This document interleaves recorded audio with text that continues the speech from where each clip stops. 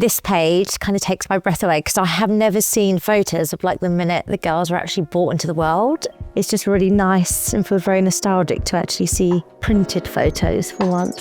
I'm Natasha, full-time creator and mum to 4-year-old triplets from Surrey, and welcome to my life in pictures. And the lady just paused as she was scanning. There's 3 babies there. And that is the minute we found out we were having triplets, and we were just in complete and utter disbelief.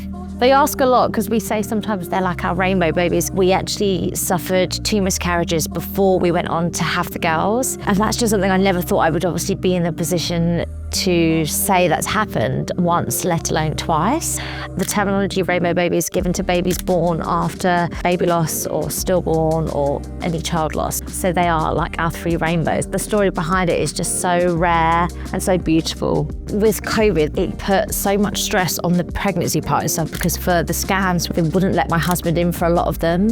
And with triplets, they can be like an hour and a half long. And that is intense because the whole time you're just preparing yourself for bad news, which for someone who's gone through miscarriages are just absolutely traumatic. About a week and a half after they were born, we were transported back to a local hospital, and then my dad would come, and he'd come with binoculars so that he could basically stand in the car park and get first glimpses of his granddaughters. I remember like holding the babies up to the window for the first time, and that was the very first time that my grandparents got to kind of lay eyes on their grandchildren. That's, I think, one moment that I probably won't ever forget. The scariest part for us was just being let loose into the world with 3 babies. And we kind of went into it completely unknown. We didn't do any kind of baby classes or research because a lot of things just don't cater to 3 babies. So we were kind of thrown in at the deep end. The moment of bringing them home through our front door for the first time was like probably one of the best moments of my life. So you have to prepare yourself if you're in my house when my children are here now, because it's 24/7. They get up at about 5:30, so we are a very early household. We've normally done about 50 outfit changes by about 9 o'clock in the morning. My sofa is usually used as a launch pad, as is my coffee table.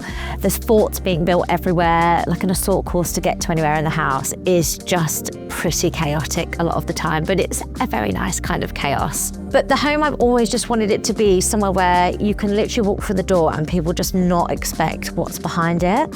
It's somewhere that I feel is very much my safe space. Having like a home that makes me feel really calm and really tranquil has always been so important. Growing up with children, it's kind of instilling that how important it is to kind of look after your environment for your mental well-being and just your general overall well-being. I actually haven't seen some of these pictures in this size either, because I'm just used to seeing it on a phone screen. So to see them actually like larger with a lot more detail is really, really special. It just kind of takes me straight back to that time, which feels like a lifetime ago now that they've just turned 4. But I think that's like the magic of photos. It can just transport you straight back to that moment. With the girls, they just haven't seen a lot of these moments. They always want to kind of look at photos and stuff, but to actually have it in like a book form and to be able to sit down as a family and kind of talk through the moments and share that together, it's going to be really, really special. I think once we're 20 years down the line, we're not really going to remember all the chaos and all of those moments. It's going to be the really, really sweet, heartwarming moments of being at home together as a family. What seems mundane now will actually be something that I think we're going to all look back on and wish for once they're grown up and maybe not at home anymore.